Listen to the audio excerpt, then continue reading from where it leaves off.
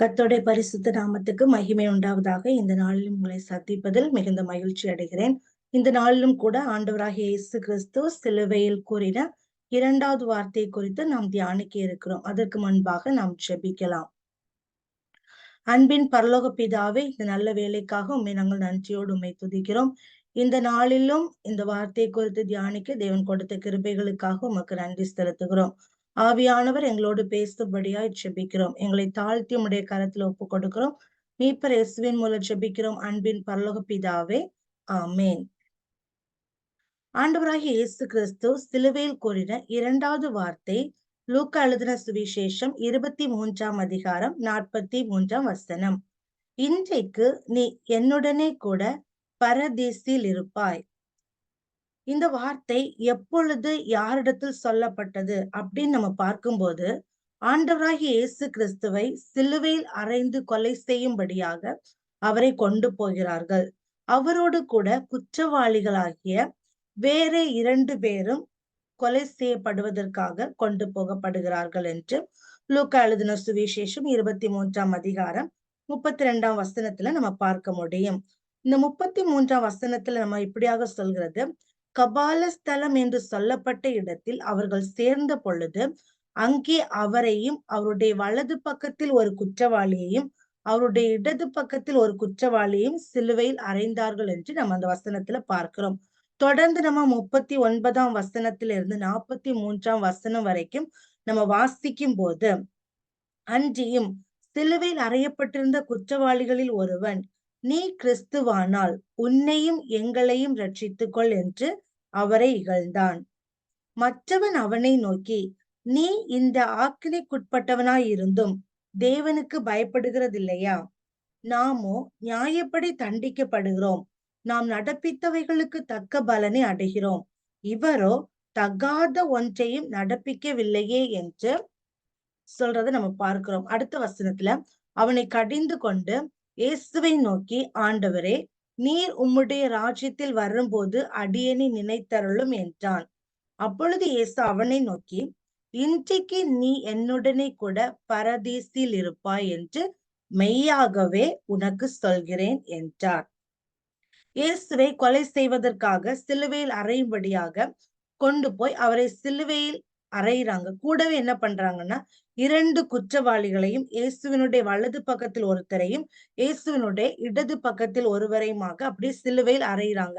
எந்த ஒரு பாவத்தையும் செய்யாத இயேசு கிறிஸ்து அந்த இடத்துல அந்த குற்றவாளிகளின் மத்தியில ஒரு குற்றவாளியை போல அங்க சிலுவையில தொங்குகிறது நம்ம பார்க்கிறோம். நம்ம வேதத்துல வசனத்துல பார்க்கும்போது ஏசாயா 53ஆம் அதிகாரம் 12 அக்கிரமக்காரர் ஒருவராக எண்ணப்பட்டு என்று சொல்லி சொன்ன அந்த வசனத்தின்படி ஒரு அக்கிரமக்காரரை போல அந்த இடத்துல நம்முடைய ஆண்டவராகிய இயேசு கிறிஸ்து காணப்படுகிறார்.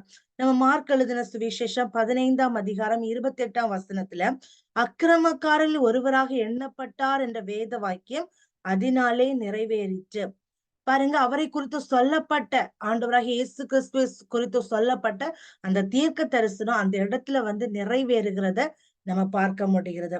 பாருங்க, இந்த வேதனையின் மத்தியில சிலுவையில் தொங்கிக் கொண்டு இருக்கும் போது அங்கு நிக்கிற ஜனங்கள், அதிகாரிகள் அவரை என்ன பண்றாங்க, இகழுகிறாங்க. அந்த போர் சேவகர்கள் காடி அவருக்கு கொடுக்கறாங்க, கொடுத்து அவரை பரியாசம் பண்ணுகிறாங்க. அப்படி இருக்கும்போது இயேசுவோடு இந்த சிலுவையில் அறையப்பட்ட அந்த குற்றவாளிகளில் ஒருவன் இயேசுவை இகழ்ந்து பேசுகிறான். அவனும் அதே வேதனை அனுபவிக்கிறான், இயேசுவும் அதே வேதனையை அனுபவிக்கிறார்.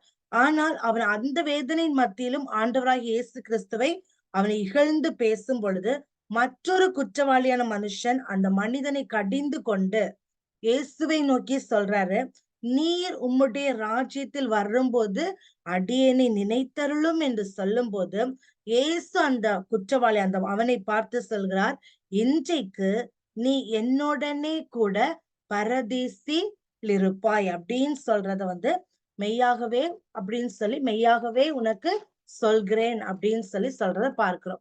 இந்த 2வது வார்த்தை எப்போது சொல்லப்பட்டது அப்படின்னா, சிலுவையில் அந்த வேதனையின் மத்தியில தொங்கிக் கொண்டிருக்கும் போது, நீர் உம்முடைய அடியேனை நீர் உம்முடைய ராஜ்யத்துல வரும்போது அடியேனை நினைத்தருளும் என்று சொன்ன அந்த குற்றவாளியின் இடத்துல ஆண்டவராக இயேசு கிறிஸ்து சொல்கிறதான இந்த வார்த்தை தான் இந்த இரண்டாவது வார்த்தை.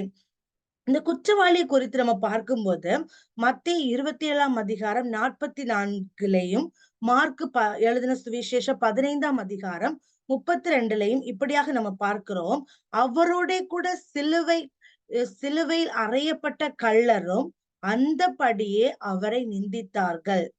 அடுத்த மார்க்ல சொல்லியிருக்கு, அவரோட கூட சிலுவையில் அறையப்பட்டவர்களும் அவரை நிந்தித்தார்கள்.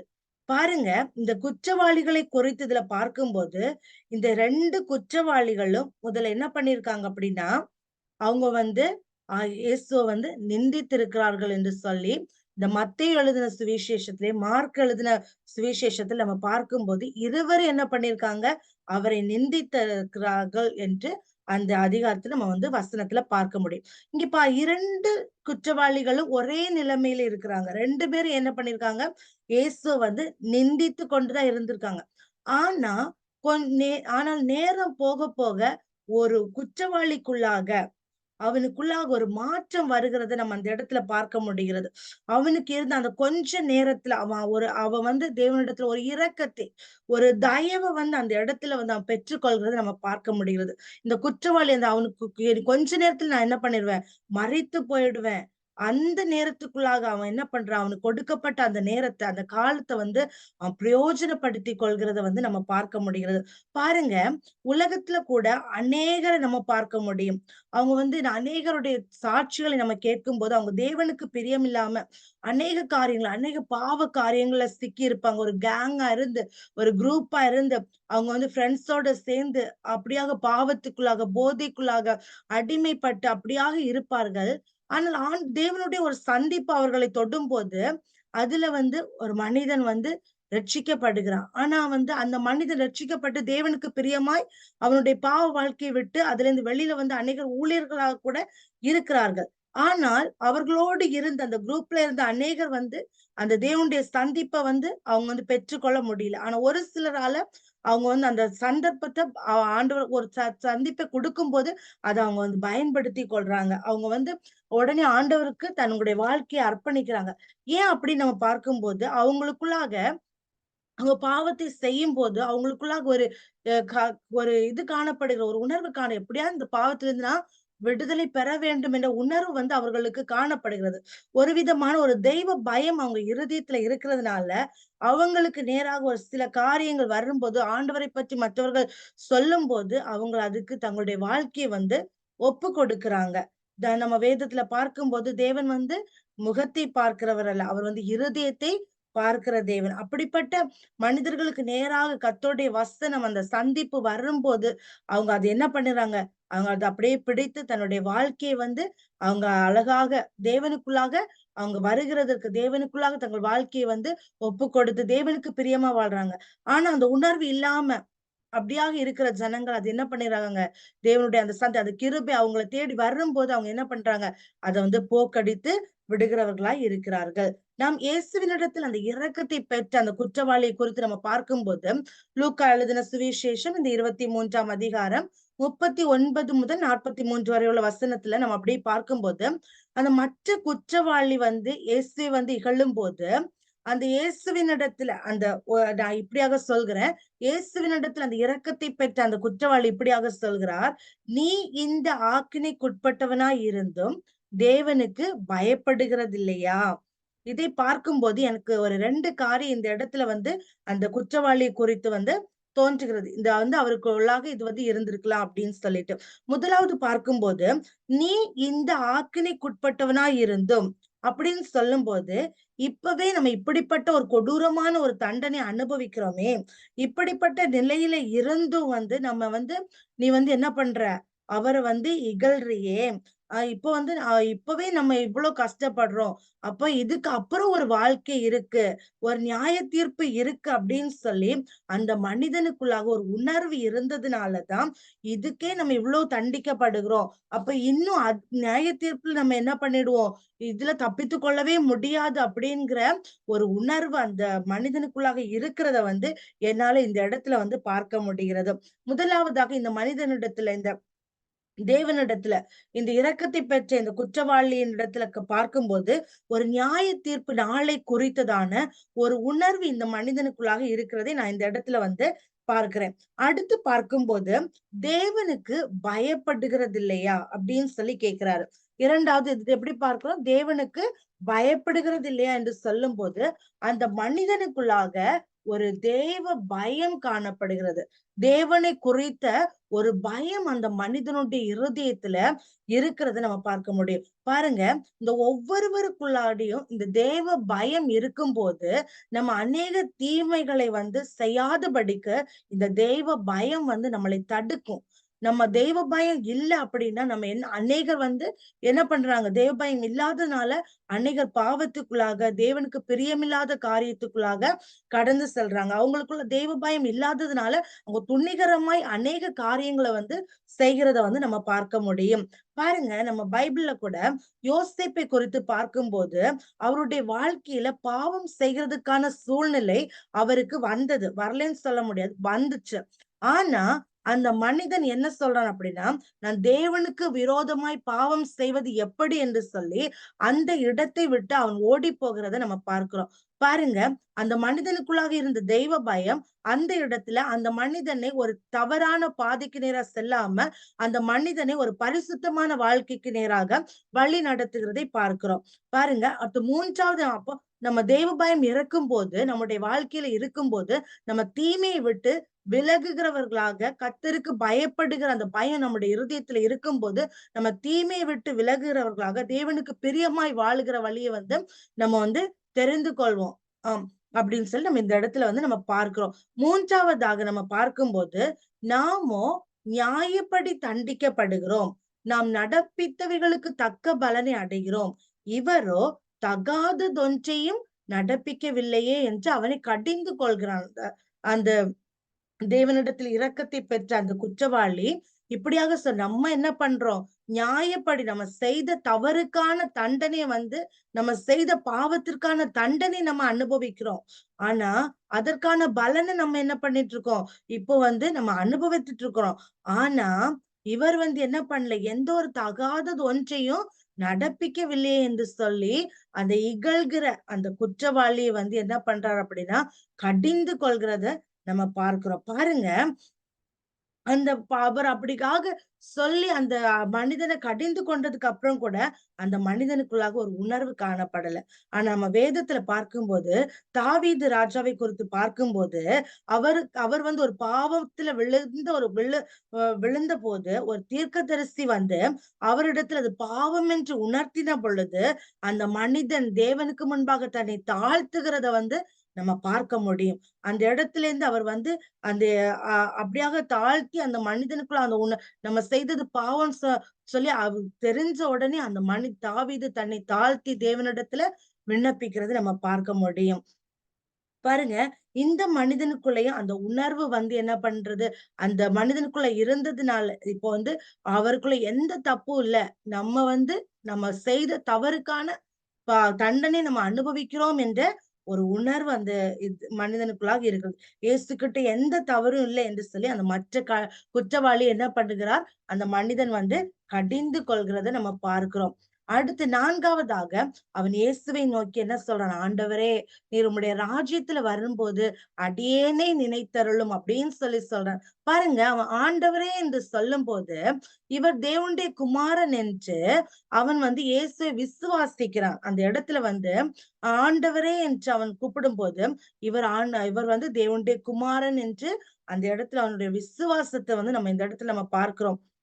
அதனால அவன் ஆண்டவரே உம்முடைய ராஜ்யத்துல நீங்க வரும்போது அடியேனை நினைத்தருளுங்க அப்படின்னு சொல்றாரு. அப்ப இயேசுவுக்கு ஒரு ராஜ்யம் இருக்கிறது என்று அவன் விசுவாசித்து அப்படியாக சொல்கிறான். அடியேனை நினைத்தருளுங்கப்பா அப்படின்னு சொல்றதை நம்ம பார்க்கிறோம்.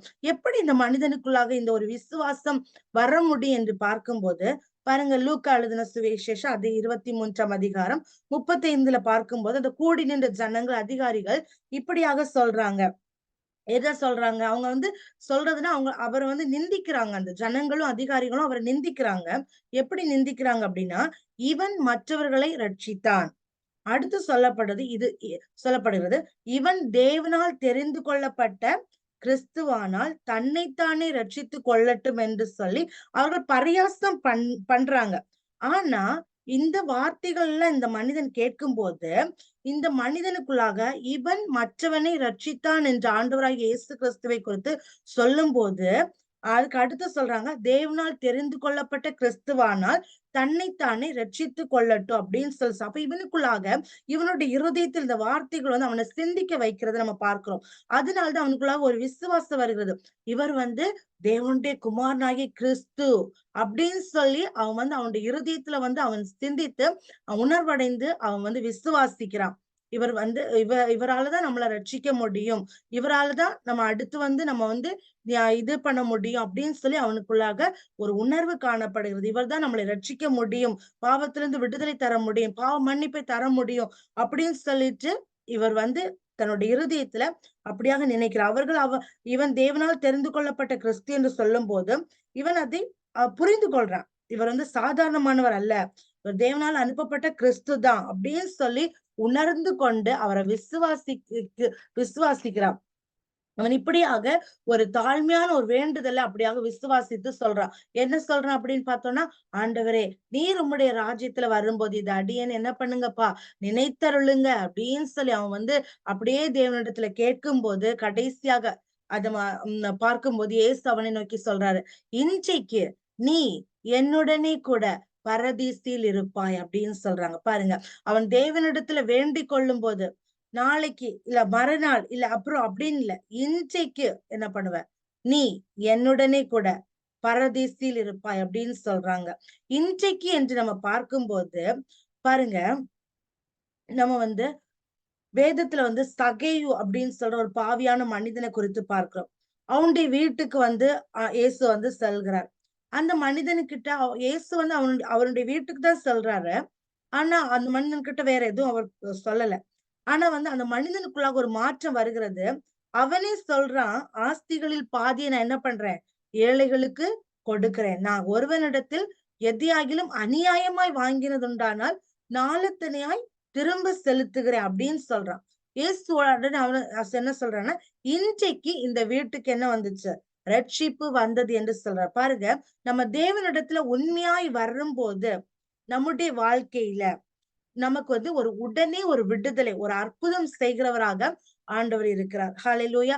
எந்த ஒரு கால தாமதம் கிடையாது. இன்றைக்கே நம்ம வந்து இன்றைக்கே ரட்சணை நாள் அப்படின்னு சொல்லப்பட்டது போல நம்ம வந்து இன்றைக்கு நம்முடைய வாழ்க்கையை ஆண்டவரிடத்துல ஒப்பு கொடுக்கும் போது, ஒருவேளை நம்ம பாவத்துல அடிமையா இருக்கலாம், ஏதாவது காரியத்துல அடிமையா இருக்கலாம், இல்ல ஏதாவது ஒரு அற்புதத்துக்காக நீங்க வேண்டிக் கொண்டு இருக்கலாம். இன்றைக்கு நீங்க வந்து அந்த ஆண்டவரிடத்துல உண்மையாய் நம்ம கதரும் போது ஆண்டவர் அன்றைக்கே நமக்கு விடுதலை தர வல்லமை உள்ள தேவனா இருக்கிறார். ஏதாவது காரியத்தை குறித்து நீங்க வந்து கலங்கி கொண்டிருக்கிறீங்களா, இல்ல அந்த காரியத்தை வந்து நீங்க மனதுல வைத்து குழம்பி கொண்டிருக்கிறத விட ஆண்டோடைய சமூகத்தில் நீங்க இன்றைக்கே அதை வந்து நீங்க சொல்லும் போது நீங்க அந்த விடுதலை வந்து உங்க வாழ்க்கையில பெற்றுக்கொள்ள முடியும். அடுத்து பாருங்க, நீ என்னுடனே கூட பரதீசில் இருப்பாய். ஹalleluya.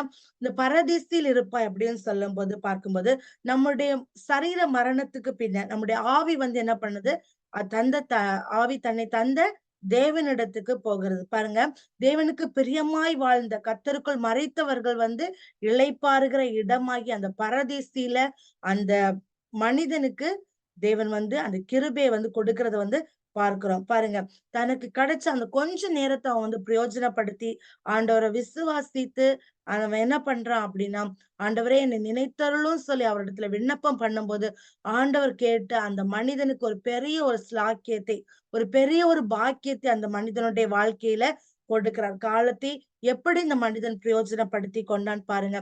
பாருங்க, அநேகர் வந்து நம்ம வந்து பிந்தினவர்களா இப்ப வேதத்துல பார்க்கிறோம், முந்தினோர் பிந்தினோர் இன்னும் பிந்தினோர் முந்தினோர் ஆயினும் அப்படின்னு பாக்குறோம். பாருங்க, நம்ம வந்து பிந்தினோராக முந்தி இருந்து பிந்தினோராக மாறிவிடக்கூடாது.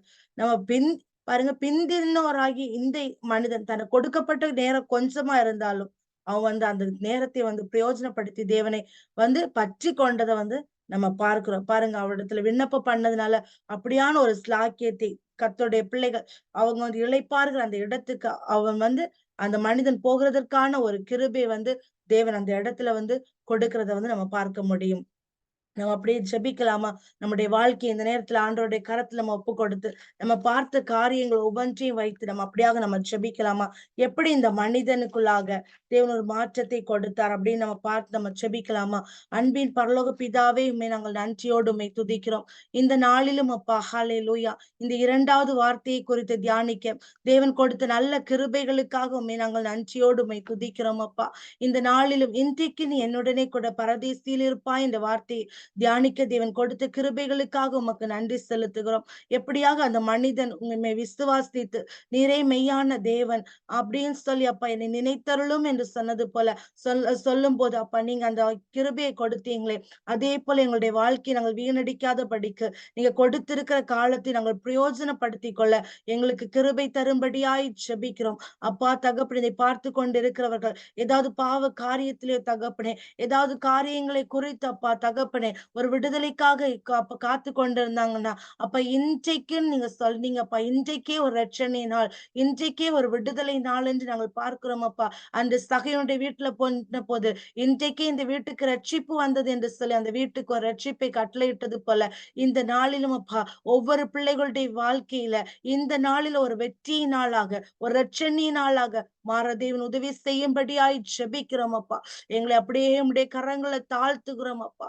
ஆவியானவரை ஒவ்வொருவரையும் உடைய கரங்களை ஒப்பு கொடுக்கிறப்பா. நாங்கள் காலத்தை பிரயோஜனப்படுத்திக் கொள்கிறதுக்கான அந்த கிருபையை எங்களுக்கு நீ தரும்படியாய் ஜெபிக்கிறோம்.